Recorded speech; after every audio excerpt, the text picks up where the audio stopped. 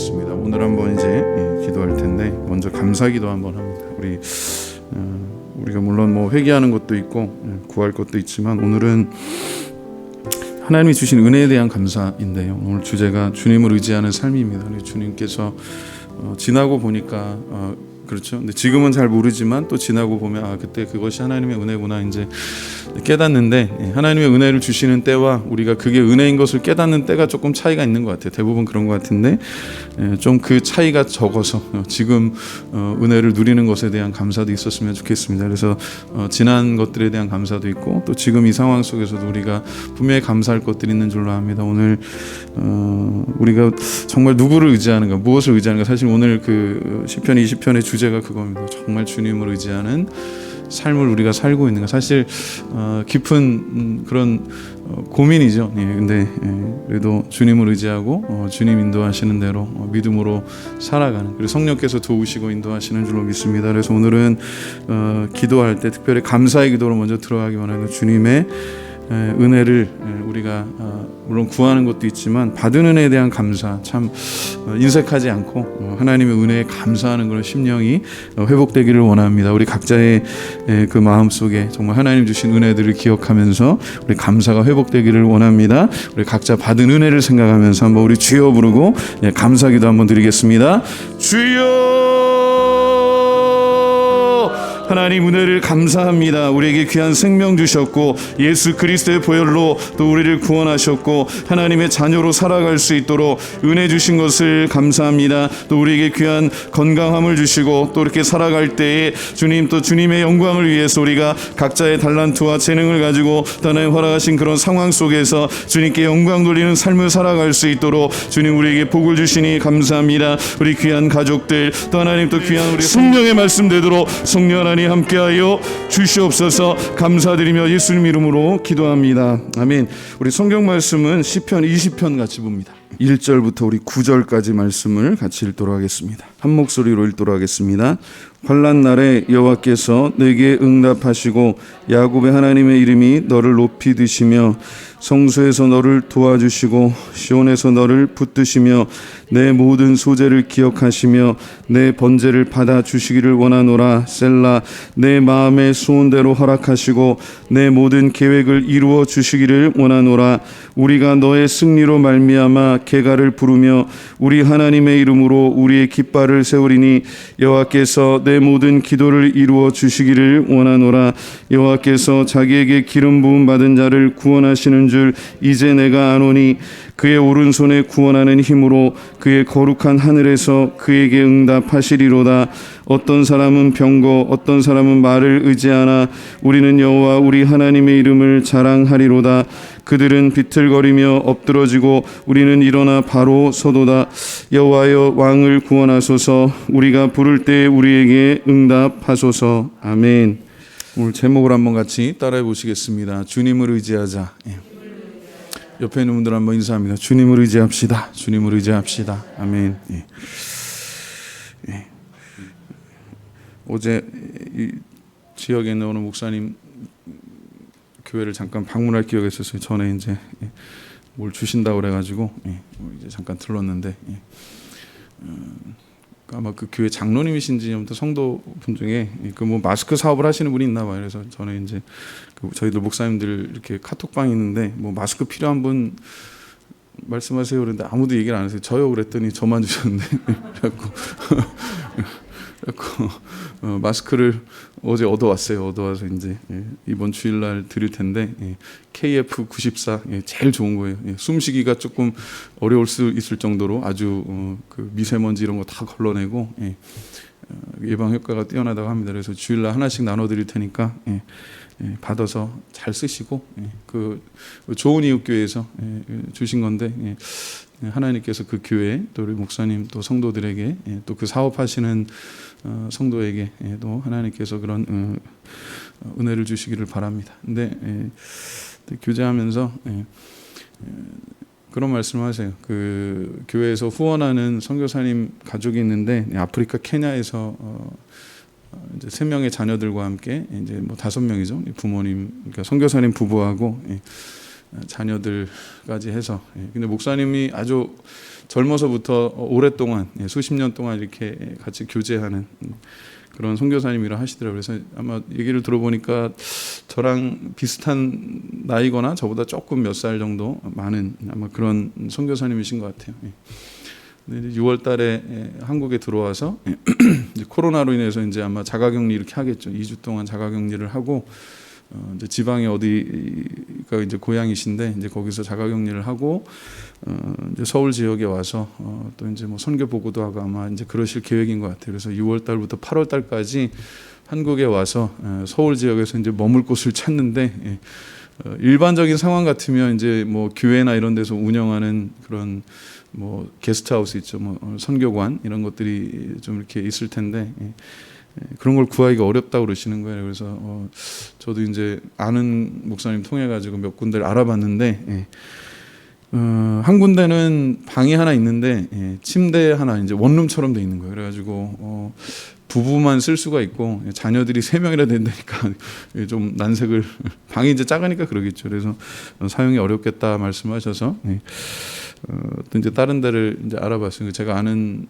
친구 목사님 중에서 이제 미아동 쪽에 예배당 새로 이제 건축하고 전에 이제 코로나 전에 한 2, 3년 전에 저희 집사람하고 한번 갈 기회가 있어서 봤는데 거기 진짜 아주 방을 참 잘 해놨어요. 이제 선교사님들이나 뭐 외부에서 손님들 오시면 사용할 수 있게 뭐 그렇게 해놔서 이제 생각이 나서 한번 전화를 했더니 참 평상시 같으면 이렇게 할 수가 있겠는데 지금 코로나 때문에 교회 성도들도 사실 출입이 어렵다는 거예요. 그래서 이제 뭐 충분히 이해는 하니까 그래서 이제 혹시나 하는 마음으로 이제 물어봤는데 그러니까 뭐 그 목사님은 백방으로 알아보시겠죠. 저도 이제 당장 뭐 아는 분들 이렇게 연락을 했습니다만은 그러니까 뭐 결론이 똑같은 거예요. 뭐 선교사 출신 목사님한테도 여쭤봤더니 요즘 그 코로나 때문에 선교관 운영하는 데가 지방에는 조금 있답니다. 지방에는 조금 있는데 서울 수도권 지역에는 지금 실질적으로 운영하는 데가 거의 없을 거라고 되게 안타까운 마음으로 이렇게 얘기를 하시길래 그런 생각이 들었어요. 우리가 참 일상의 생활을 누리고 그죠? 뭐 여기서 이제 뭐 계속 살아가니까 그렇긴 하겠습니다만은 아프리카 케냐에서 어떻게 보면 모든 것을 주님을 위해 헌신하고 한국에 물론 뭐 가족이 있고 이렇게 뭐 고향이 있을 수도 있겠습니다만은 아무래도 생활의 터전이라는 것들이 선교지에 있는 그런 선교사님 가족이 저는 누군지도 사실은 몰라요. 그러나 그 이야기를 들으면서 3명의 자녀들을 낳아서 키우면서 또 현지에서 이렇게 선교하면서 고국을 방문했을 때 참 이렇게 한 2달 정도 그 식구들이 같이 있을 수 있는 곳이 이렇게 구하기가 어렵다는 거에 있어서 저는 사실 많은 생각을 하게 됐어요. 우리가 코로나를 물론 뭐 조심해야 되는 것도 많고 또 우리가 국가의 어떤 방역 지침이나 이런 것들을 또 이렇게 국민으로서 또 우리 지역의 또 시민으로서 이렇게 지키는 것은 맞는데 곰곰이 생각해 보면 우리가 많은 것들을 하고 있으면서 유독 신앙적인 면에 있어서는 굉장히 어떻게 보면 유약한 게 아닌가라고 하는 생각을 요즘 많이 해요. 코로나 얘기하면서 가만히 보면 사람들이 나가서 뭐 먹고 마시고 뭐 저기 그 한강공원 같은 데 가서 보면 그죠? 밤에도 새벽에도 뭐 또 여기 뭐 멀리 갈 것도 없어요. 건대기 마세거리 이런 데만 가도 그냥 아주 그냥 불야성을 이루고 그 뭐 사회적 거리두기나 이런 것들이 무색할 정도로 정말 다닥다닥 붙어가지고 먹고 마시면서 떠들면서 몇 시간씩 앉아 있는 그런 모습에서 그리고 우리가 예배할 때는 그렇게 1시간 예배하는 것도 사실 물론 조심해야 되니까 그렇기는 한데 참 이중적인 것 같다는 생각이 들어요. 스스로가. 그러니까 우리가 너무 우리 자신을 위해서 편리하고 좋은 것들은 좀 이렇게 뭐 내로남불이라고 할까요? 그러니까 자기 중심적으로 이렇게 하다 보니까 어떻게 보면 참 중요한 그 선교사님이 누군지도 모르지만 저는 괜히 미안한 거예요. 참 그 먼 곳에서 수십 년 동안 그렇게 수고하고 애쓰고 참 요즘 같은 때 이렇게 어렵잖아요. 그런데 고국에 들어오는데 또 와서 이렇게 한 2달 정도 아이들하고 좀 머물면서 지낼 만한 공간을 얻는 게 그렇게 어렵구나라는 생각이 들어요. 저 기도원도 생각하고 뭐 다 했지만 근데 뭐 다니기도 불편하고 또 저희도 그런 생각이 드는 거예요. 아유 거기 또 뭐 다 교회 식구들 우리 또 고령의 그런 성도들도 계시고 하니까 한편으로는 그런데 한편으로는 또 그런 게 충분히 이해가 되면서도 그런 마음이 드는 거예요. 이 시대에 우리가 정말 누구를 의지하고 무엇을 의지하고 살아가고 있는가. 오늘 신문을 제가 이제 나오기 전에 잠깐 봤는데 우리나라 최고의 뭐 굴지의 기업이죠. 지금 뭐 국제적으로도 상위권에 있는 그런 기업인데 인류 기업 뭐 삼성전자 소위 말하는 그 주가가 뭐 하루 사이에 뭐 1점 몇 프로가 떨어졌대요. 저는 이제 1점 몇 프로면 뭐 얼마나 되나 그랬는데 1점 몇 프로 그게 그냥 그 총액으로 한 거 보니까 1조 원이 넘는 거예요. 1조 원이. 우리는 뭐 1조 원 뭐 사실 이렇게 뭐 와닿지가 않는데 아무튼 어마어마한 손해를 본 거라 하더라고요. 그 주식을 투자한 사람들 입장에서는. 왜냐하면 우리나라 대표하는 그런 기업이고 지금 뭐 정확한 건 제가 잘 모르지만 8만 원대에서 이제 주가가 이렇게 형성돼 있다고 하는데 그게 1%만 떨어져도 주가 총액이 막 1조 원씩 날아간다는 거예요. 그러니까 뭐 있는 돈 없는 돈 끌어다가 이렇게 투자한 사람들 입장에서는 큰 손해를 봤을 수도 있겠죠. 거기다가 또 무슨 가상화폐니 뭐니 해가지고 또 뭐 부동산도 그렇고 그런데 일련의 그런 소식들을 쭉 보면서 우리가 정말 믿고 의지하는 게 하나님이 아닌 것 같다는 생각이 들어요. 예수 믿는 사람이나 안 믿는 사람이나 이 사회에서 만나보면 교회 안에서는 물론 좀 덜합니다만 이게 사회에서 만나보면 분명히 신앙생활 하는 분이고 뭐 교회 직분자이고 저희 교회 분은 아니더라 하더라도 그런 분들이 있는데도 이렇게 일상에서 얘기하는 거 뭐 생활하는 걸 보면 과연 예수 믿는 사람인가 아닌가 헷갈리는. 그러니까 어떻게 보면 저도 그럴 수 있겠죠. 그들이 볼 때 그럴 수 있다는 생각이 드는데 정말 우리가 하나님을 의지하고 하나님을 사랑하고 살아가는가에 대한 그런 고민을 하게 돼요. 자, 본문은 다윗이 지은 시편 중에 하나인데요. 자, 20편 1절에 이렇게 이야기합니다.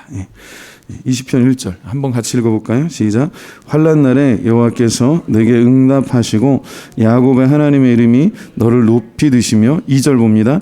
성소에서 너를 도와주시고 시온에서 너를 붙드시며 세 번째 3절 봅니다. 내 모든 소재를 기억하시며 내 번제를 받아주시기를 원하노라. 셀라. 아멘. 자, 그 다음에 4절이에요. 저는 이게 기도의 핵심이라고 생각합니다. 자, 한번 4절 읽어볼까요? 시작. 내 마음의 소원대로 허락하시고 내 모든 계획을 이루어 주시기를 원하노라. 아멘. 자, 4절만 딱 잘라서 보면 마치 우리가 생각하고 계획하고 막 원하는 것대로 다 될 것처럼 이야기하지만요. 그 앞에 나오는 걸 잘 보세요. 환난 날에 부르짖을 때 응답하신다는 그 말이요. 이걸 거꾸로 보셔야 돼요. 그 뒤에 나오는 2절과 3절이 저는 참 중요하다고 생각하는데 왜 그러냐면 성소에서 도와주시고 내 모든 소재 번제를 받아주신다는 그 표현이 있거든요. 이 말은 뭐냐면 매일매일의 삶 속에서 이거는 이제 성전 중심의 예배 중심의 그 당시에는 이제 제사 중심의 그런 신앙생활을 상징하는데 평소에 하나님과 친밀하다는 걸 전제로 하는 거예요. 근데 그 의미가 그 깊은 의미가 뭔가를 묵상해 보니까 우리가 어려서는 아이들이 막 그죠? 아이들이 이제 어릴 때는 뭐 그 아이들 수준에 맞는 그런 요구가 있잖아요. 뭐 아이들이 그러니까 뭐 유치원 정도 다닐 나이면 뭐 어린이날 같은데 선물 사줄 때 뭐 아이스크림이나 뭐 장난감 같은 거 그죠? 뭐 로봇 같은 거 그런 거 사주면 좋아하고 동물원 같은데 이렇게 가고 놀이공원 가면 좋아하지만 뭐 20대 30대 돼서는 또 다르잖아요. 그런 것처럼 신앙의 성숙함도 그런 것 같아요. 이게 4절만 딱 보면 야 신난다 우리 놀이공원 가고 막 아이스크림 먹고 뭐 우리가 먹고 싶은 거 막 불량식품들 있잖아요. 우리 엄마 먹지 말라는 거 막 아까도 전화했더니 막 잔소리를 생각하지 말고 뭐 얘기하는데 뭐 그런 거 있잖아요. 해방이다 그런 게 아니고 성숙함의 지표는 부모의 뜻을 생각하는 거예요. 부모님의 입장에서 그러니까 아버지 어머니 입장에서 그러니까 부모 자녀 관계를 얘기할 때 그런 거. 하나님과의 관계에 있어서 우리가 신앙이 성숙해지고 그게 뭐 우리가 뭘 해서 되는 건 아니에요. 사실 하나님 그래서 그런 은혜를 주셔서 신앙의 성숙함이 이루어지는 줄로 믿습니다. 근데 이 4절을 제가 묵상하면서 이 4절에 뭐가 깔려 있는가에 대해서 생각해 봤어요. 평소에 하나님과 친밀함이 있는 거예요. 평소에 하나님께 예배하는 것이 삶의 아주 중요한 부분이 되어 있는 거예요. 그래서 우리가 이 1절이요. 물론 어려울 때도 있어요. 정말 힘들 때도 있는데 그 고난 가운데, 어려움 가운데 진짜 힘이 어디서 나오느냐면 평소에 하나님과 동행하는 그 삶에서 나온다는 거예요. 그리고 그런 고난과 역경 속에서 우리가 소원하는 게 뭐가 있을까요? 뭐 당장 그 문제가 해결되길 바라고 1차적으로는 그럴 수 있지만, 그러나 제가 볼 때 다윗이 지금 하는 이야기는 뭐냐면, 제가 하나님 편에 설 수 있도록 그 분별할 수 있는 지혜를 주시고, 또 그 분별에서 끝나는 게 아니라 그게 주님의 뜻이 맞다면 그 뜻을 믿음으로 순종할 수 있도록 결단하는 그런 용기도 필요한 것 같아요. 그러니까 사실 기도하는 목적이 우리의 뜻을 이루는 게 아니라, 이거 보니까 그런 것 같아요. 하나님의 뜻이 무엇인지를 알려주세요라고 하는 것 같아요. 우리가 이 교회 또 이것도 같이 기도 부탁을 드려요. 감독님께서도 이제 지금 그런 것들 놓고 같이 기도하자고 말씀하시는데, 어제 이제 그 목사님하고 얘기를 하면서 뭐 이런저런 이야기 하다 보면 뭐 목회자로서 그런 뭐 고민들이 비슷하잖아요. 근데 그 교회도 큰 길가에 대로변에 현대 아파트 옆에 있고, 또 위치도 나름 괜찮아요. 근데 뭐 그 목사님이 그런 말씀을 하시더라고요. 예전에 어디에 어느 지역에 그 종교 부지가 났는데, 이제 지금 우리가 치자면 이제 경기도 인근에 지금 아주 소위 말하는 뭐 이렇게 그러니까 아파트 단지가 뭐 어마어마하게 들어서는 지역이에요. 어느 지역이라고는 뭐 제가 말씀 안 드리겠죠. 서울 근교입니다. 아주 가까워요. 근데 꽤 몇 년 전에, 지금 그렇게 뜨기 전에 거기 종교 부지가 이제 아주 좋은 자리가 났다는 거예요. 400평 정도가. 그러니까는 야, 서울에서 400평은 뭐 그런 땅 구할 수도 없고 구할때도 돈이 없어요, 그죠? 근데 아주 좋은 가격에 정말 이렇게 나왔는데, 그때 갈까 말까 망설이다가 뭐 하나님 뜻이 또 뭐 있었겠죠. 그래서 결국 이제 그쪽으로 안 갔죠. 안 갔는데, 지금은 조금 이제 그게 아쉽다 이제 그런 얘기를 하시더라고요. 근데 그때 이제 여러 가지 교회 또 내부적인 사정도 있으셨고, 이제 뭐 그런 얘기를 하시긴 해. 이제 거기까지만 이제 말씀을 드릴게요. 근데 그 화양동 지역의 목사님들 뭐 만나서 이렇게 말씀을 들어보면 비슷한 고민들을 하시더라고요. 왜냐하면 여기가 지금 급속도로 지역이 이제 주택가나 이런 것들이 없어지고 원룸들이 세워지고 70% 80% 주민들이 혼자 사는 뭐 청장년들이 많고, 지금 어린이집이 점점점 없어지는 거 아시죠? 어린이집이 지금 지역 내에 지금 5개도 안 돼요. 화양동 지역만 보면. 저희 선교원 지금 어린이집 문 닫은 지가 한 4년째 되죠 벌써.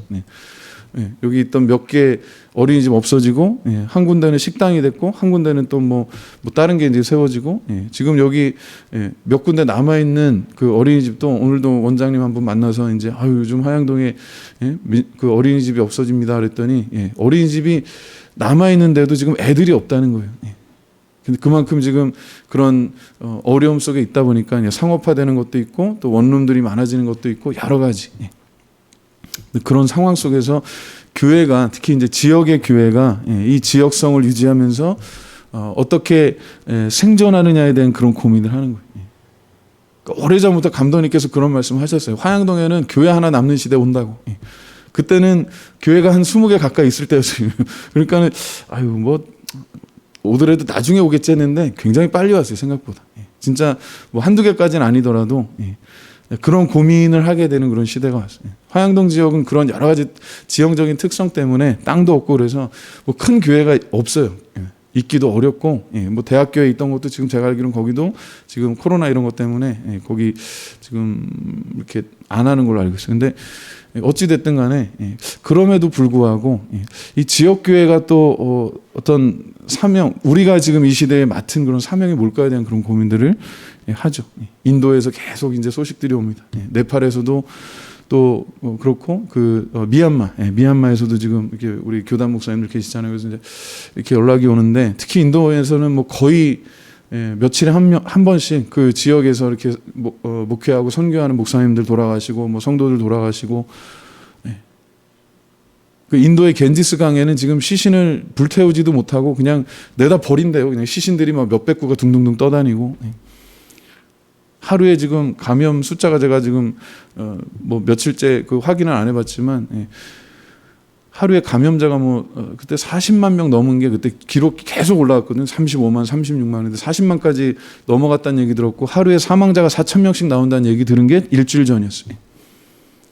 지금 계속해서 그 인도에서 나오는 우리 교단 목사님 통해서 들어오는 그런 소식이 거의 며칠에 한 번씩 그 목회자가 한 분이 돌아가시고 지금 이제 그런 상황이에요. 미얀마도 그렇고 코로나든지 뭐든지 그런데 예전에 우리 거의 한 10년 전에 10년 조금 안 됐을 거예요. 저희 그 교단 아시아 태평양 지역 목사님들 이렇게 모시고 또 이렇게 교육하고 세미나 할 때 오셨던 아주 세계적인 학자가 있습니다. 그나나칸 교수님이라고 인도 분인데 그분도 이번에 돌아가셨어요.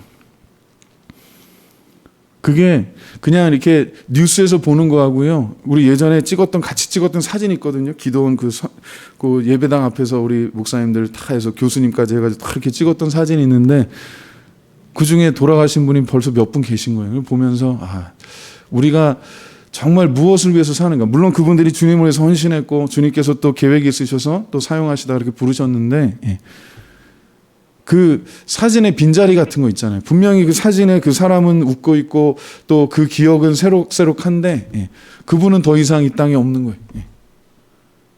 우리가 언젠가 주님 앞에 서는 날이 있을 텐데 우리가 정말 하나님 앞에 섰을 때 우리가 뭔 말을 할 수 있을까 생각하는 거예요. 할 말이 없는 거예요. 뭐 이것저것 바쁘게 그죠? 우리가 많은 것들을 하죠. 바쁘게 하고 열심히 사는데 정말 주님을 위해서 사는 거 그런 부분에 대한 고민들이 좀 옅어질 때가 많은 것 같아요. 이걸 당연히 여기기 때문에도 그렇지만 물론 은혜가 바탕에 깔려 있기 때문에도 그렇지만 어쩔 때는 너무 우리가 이 코로나 핑계로 정말 중요한 것들을 등한시하고 있지 않은가라고 생각을 해요. 환난 날에만 어려울 때만 부르짖는 게 아니라요. 제가 2절 3절을 읽으면서 정말 많은 도전을 받았어요. 평소에 소재 번제는요 매일매일 하나님 앞에 그 제단에서 드리는 그런 걸 이야기하거든요. 그러니까 매일매일 하나님 앞에 깨어 있는 거. 이거는 잘못 해석하면 어떤 율법주의적인 그런 관점에서 보면 내가 뭘 해야 된다는 어떤 행위 중심적인 걸로 볼 수 있지만 사실 다윗이 이야기하는 건 그게 아니에요. 내가 은혜에 감사해서 하나님을 기억하는 삶이에요. 하나님을 기억하는 것. 그리고 어려울 때 힘들 때 특히 인생의 고난을 느낄 때 인생의 가장 깊은 어떻게 보면 구덩이에 이렇게 빠진 것 같은 느낌이 들 때 입맛이 쓰다 그러죠.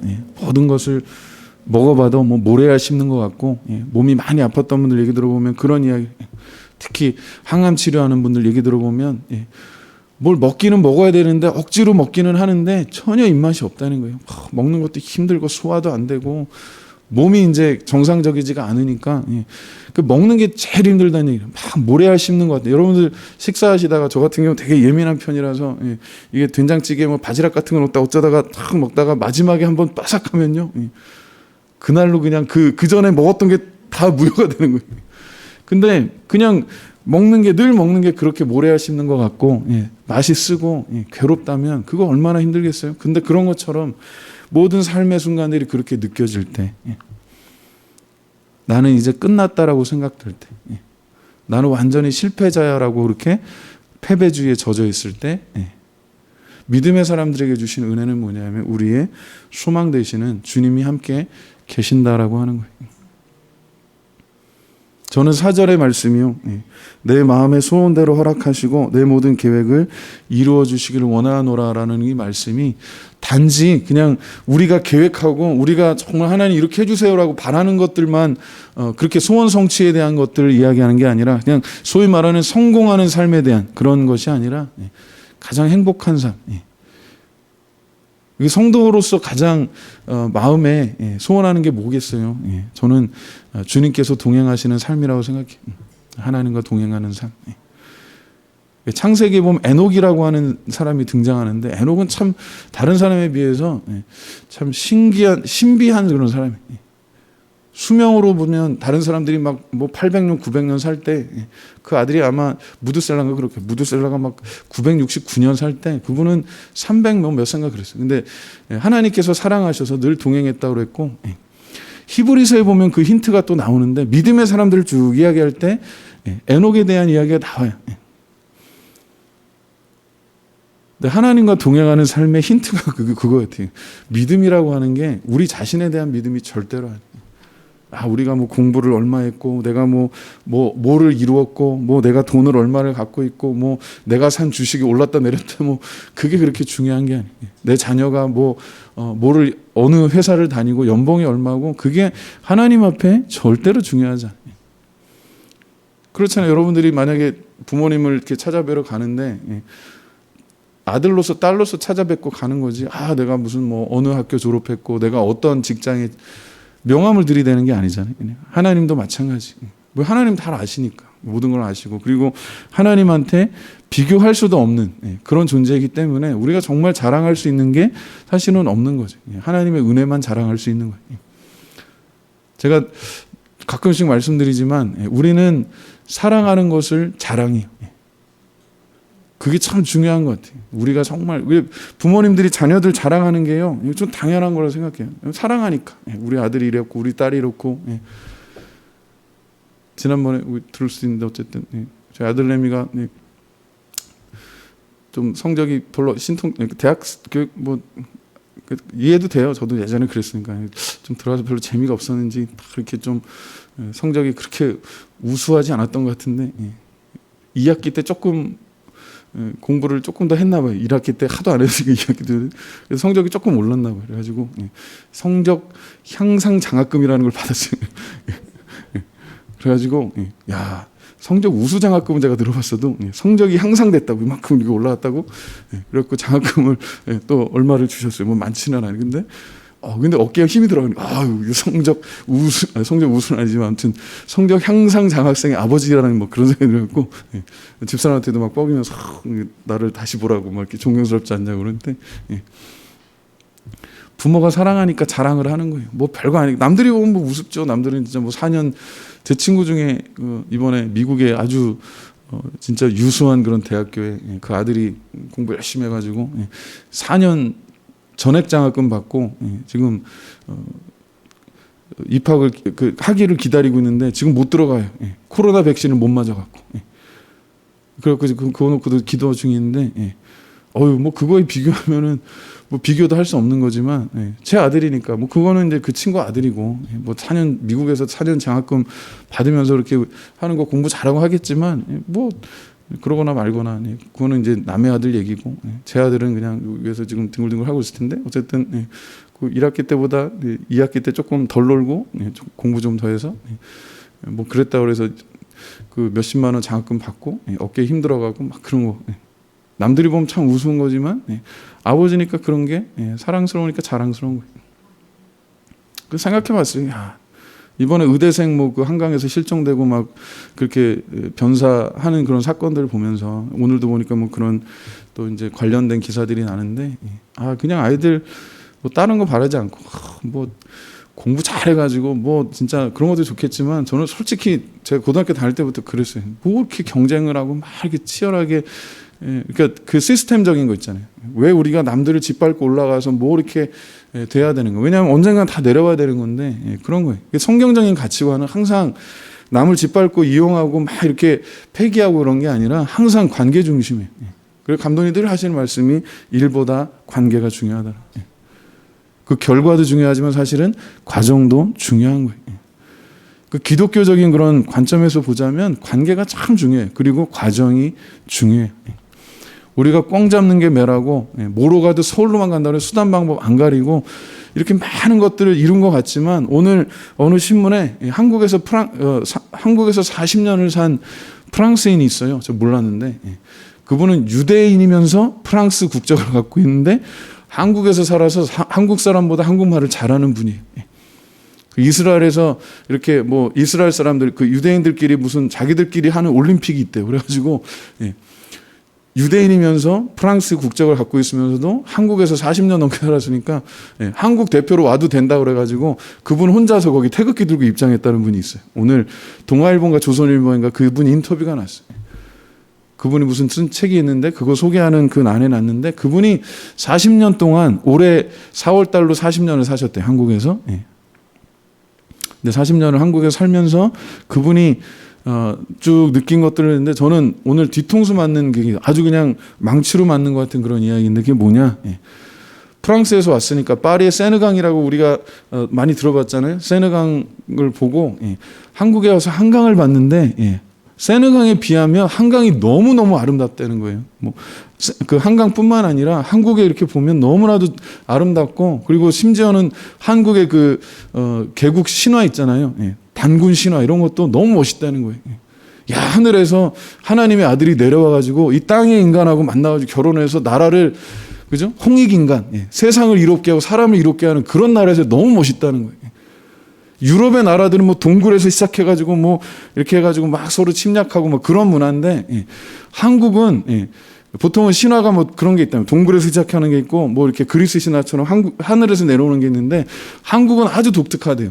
하늘과 동굴이 만나는 그런 거라는 거예요. 그래서 한국처럼 멋있고 한국처럼 아름다운 나라가 없는데, 정작 한국 사람들은 자기들이 좋은 곳에 산다는 거를 잘 모른다는 거예요.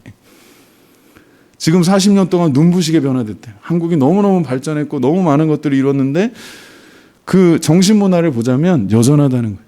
자기들이 너무나도 좋은 걸 누리고 있으면서도 그걸 모르면서 자꾸 외국의 것들을 이렇게 뭐 부러워하고 그런다는 거예요. 그분이 진짜 한국을 사랑하기 때문에 안타까운 마음으로 그런 이야기를 하는 거예요. 이거를 신앙적으로 좀 해석하면 하나님께서 우리에게 많은 은혜를 주셨어요. 제가 지금도 이해가 잘 안 되는 게 있는데요. K-팝, 뭐 우리나라 문화 이렇게 좋다고 그래가지고 최근 거의 한 5, 6년, 뭐 10년 내에 있었던 그런 변화들이, 외국의 청년들이 한국에 와서 살아요. 일부러 와요. 한국에 어디 들어, 우리는 알지도 못하는 데를, 아까도 보니까 건대 맛집 뭐야, 외국 사람이에요. 보니까 지도를 켜가지고 뭘 찾으러 가는데 이 골목에 뭐가 있나 싶은데 그렇게 오는 거예요.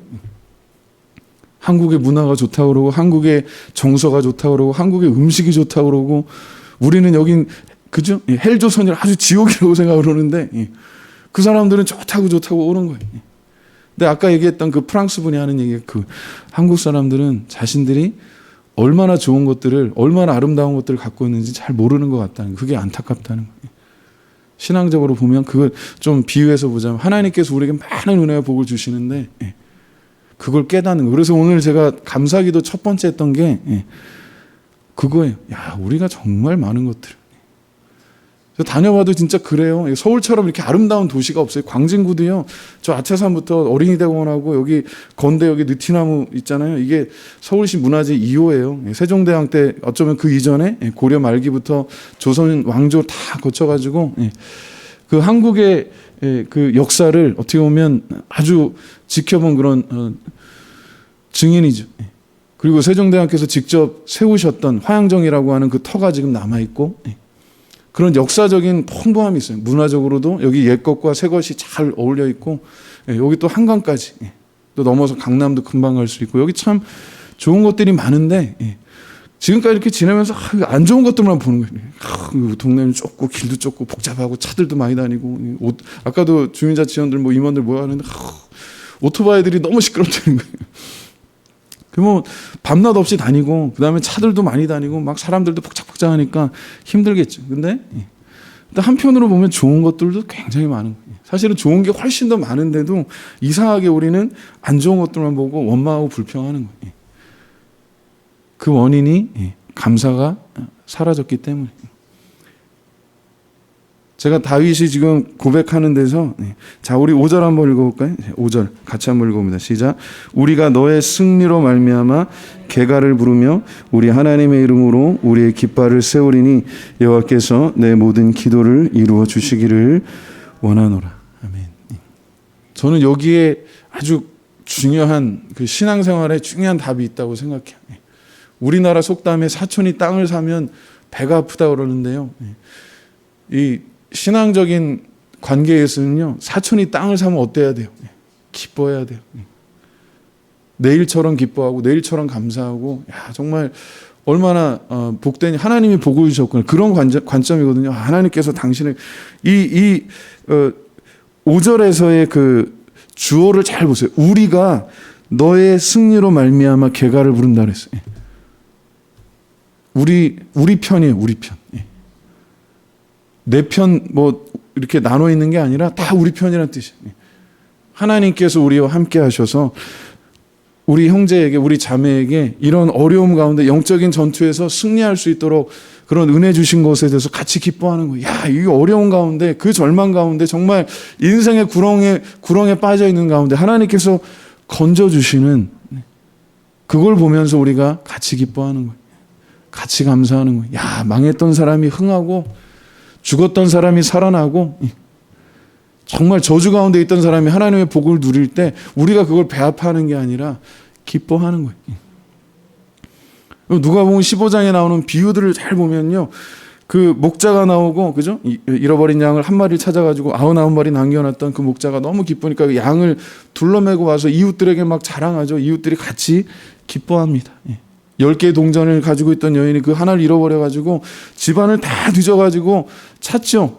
그때는 뭐 흙바닥이고 전기가 없고 막 그럴 때니까 동전이 떨어지면 어디 흙 같은 데 이렇게 들어가서 바닥에 잃어버릴 수도 있어요. 근데 온 집안을 다 뒤져가지고 그 동전을 찾았을 때 혼자 있잖아요. 혼자 기뻐하잖아요. 이웃들을 초대해서 다 어떻게 보면 잔치를 벌입니다. 근데 이웃들이 같이 기뻐해요. 그리고 마지막 비유가 아들이에요. 둘 중에 하나. 하나, 첫 번째 아들은 어떻게 보면 율법주의적인 그런 신앙생활하는 바리새인 같은 사람들, 내가 좀 믿는다 하는 그런 교만한 사람들에 대해서 이야기하는 것이고, 두 번째는 아예 그냥 하나님 떠나서 살아가는 사람들, 그 당시에 이제 예수님께서 비유로 하신 그 사람들이 어떻게 보면 세리라든지 창기와 같은 그런 사람들, 소위 말하는 세상에서 죄인처럼 취급하는 사람들. 예전에 우리 화양동 일대가 청량리, 미아리, 화양리, 제가 알기로 서울 시내에서는 거의 3대 그런 홍등가였어요. 제가 어릴 때라서 잘 몰랐는데 지금 이게 지역에 오래 사신 분들 얘기 들어보면 여기가 아주 오랫동안 그런 문화가 있었다고 해요. 6.25 때도 여기 요 건대 주변에 이 지역 토박이들한테 제가 전해 들은 이야기인데, 그 미군들 여기 그 6.25 때 주둔하고 했던 그런 기지가 있고, 그러다 보니까 이제 그런 기지촌처럼 됐었다는 이야기를 들었어요. 처음 들었어요, 올해. 근데 어쨌든 그런 문화가 있었잖아요. 그래가지고 저희가 또 이 지역에 참 그런 어려움들이 있기 때문에 우리 성도들 같이 기도해 주시고, 이런 것들 없어지니까 창녀촌 없애자 그래 기도 많이 해요. 정말 하나님께서 이런 것들을 허락해 주셔서 30여 년 만에 이렇게 지나고 보니까 그게 다 없어졌어요. 할렐루야, 하나님의 은혜인 줄로 믿습니다. 근데 제가 기억하는 게 대학교 때인지 아무튼 그 성탄절 2부였을 거예요. 우리 교인들이 다 같이 그 골목에서 이렇게 성탄절 축하한다고 이렇게 행진을 하면서 거기 그 사탕 같은 거 이렇게 선물 조그만 꾸러미를 나눠준 적이 있어요. 제가 오늘 기억하는 게 그거예요. 아시잖아요. 이렇게 유리로 쭉 진열돼 있고, 거기 이제 아가씨들 무슨 정육점에 고기 팔듯이 이렇게 쭉 널어놓고 이제 성매매 하는 그런 곳이었어요. 근데 거기에 처음으로 제가 문을 열고 들어갔어요. 들어가서 그때 성탄절을 선물 준비했던 사탕인가 그랬던 것 같은데, 그 전달했을 때 그걸 받는 분, 기억도 안 나는데 그 느낌, 그 손이 따뜻한 거예요. 제가 그때 깨달은 게 뭐냐면, 이 사람도 나와 같은 사람이구나. 그전에는 어떻게 생각했냐면 굉장히 편견을 가지고 보는 거예요. 야, 성매매하는 여성, 지금도 그렇잖아요. 그러니까 우리가 물론 그 자체가 좋은 거라고 볼 수는 없겠으나, 조금 설명을 드리자면, 제가 그 참 존경하는 신학자 중에 한 분이, 제가 미국에서 배울 때 그 교수님 중에 한 분이 하비칸 교수라고, 한국 이름이 간하베라고 하는 분이 있어요. 그분이 총신대에 오셔서 12년 동안을 60년대, 70년대 그 사이에 오셔서 총신대학교에서 이제 선교학 이렇게 가르치신 분인데, 그분이 한국에 계실 때 저 의정부나 동두천이나 이런 미군 부대 근처에 있는 소위 말하는 양공주들 있잖아요. 미군들 대상으로 성매매하는 여성들 전도하신 분이에요. 포주들한테 뺨 맞아가면서 막 김치 이렇게 막 끼얹어 가면서 그렇게 했는 분인데, 그분이 왜 그 선교를 하셨느냐, 책에서 남긴 기록을 제가 읽고 큰 도전 받은 적이 있어요. 크게 은혜 받은 게 있는데, 우리가 흔히 죄를 규정할 때, 죄에 대해서 정의할 때, 특히 성경에서도 그런데 우리가 하는 오류 중에 하나가 뭐였냐면, 죄를 개인적인 것으로만 생각한다는 거예요. 죄가 개인적인 것도 물론 있어요. 사적인 것도 있지만, 두 번째로 그분이 한국에 와서 그런 문화를 보면서 깨달은 게 그거예요.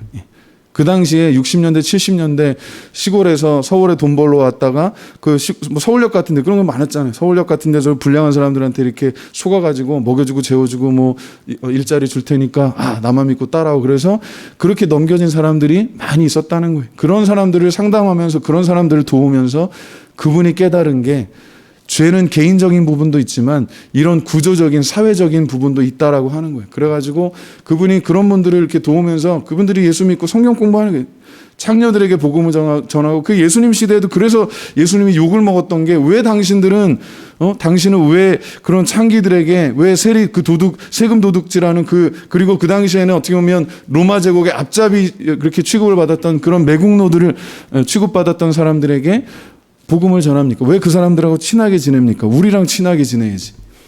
그래서 예수님한테 시비를 걸었거든요. 그래서 예수님이 누가복음 15장에 나오는 세 개의 비유를 말씀하신 거예요. 하나님께서 원하시는 게 뭐예요? 이 시대에도 우리 교회를 통해서 원하시는 게 그거예요. 제가 그때 그 느낌, 누군지도 얼굴도 기억나지도 않고 뭐 어딘지도 모르지만 그 느낌, 그 유리 하나로 우리가 구별돼 있었거든요. 어떻게 보면 나는 의롭다 생각, 나는 저런 거 하지 않으니까 뭐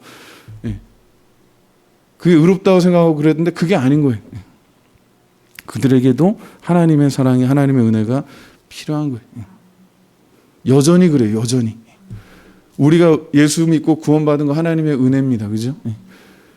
그리고 정말 우리가 주님 안에서 뭔가 변화되고 새로워지고 있다면 그것도 하나님의 은혜예요. 그리고 그게 최종 목적이 아니라 우리를 통해서 우리의 그런 변화되는 삶을 통해서 하나님께서 또 누군가를 구원하시기를 원하시는 줄로 믿습니다. 그 분들 중에서 정말 은혜 받고 변화된 분들, 그 생활을 끊어내는 것 자체가 정말 힘든 거예요. 왜냐하면 대부분 그런 경우들이 많았다고 해요. 그러니까 뭐 시골에서 내가 첫째고 동생들 막 시골에 부모님들 먹여 살려고 어떻게 하다 보니까 서울에서 그냥 뭐 어디 취직해가지고 다닌다고 하면서 거짓말하면서 이제 돈 보내주고 뭐 해야 되니까 그냥 그 동생들 뭐 학교 보내고 했을 거 아니에요. 근데 그런 것들을 끊어내고 새로 독립하는 게 너무나도 어려운데 그런 것들을 도와주셔서 이제 한 사람 두 사람 생기다 보니까 그게 옳지 않다는 걸 알면서도 어쩔 수 없이 살았던 분들이 이제 변화되는 거예요. 왜 그런 것들이 가능하다는 걸 알게 됐고 또 새로운 길이 있다는 걸 알게 됐기 때문에 그런 일을 하시던 분이 회심하고 변화돼서 또 그 일을 하지 않고 이제 다른 일을 하면서 분들을 이제 전도하니까 그게 은혜가 됐던 거예요. 그래서 많은 분들이 회개하고 돌아와서 변화됐다는 이야기를 들었습니다. 제가 보니까 그런 것 같아요.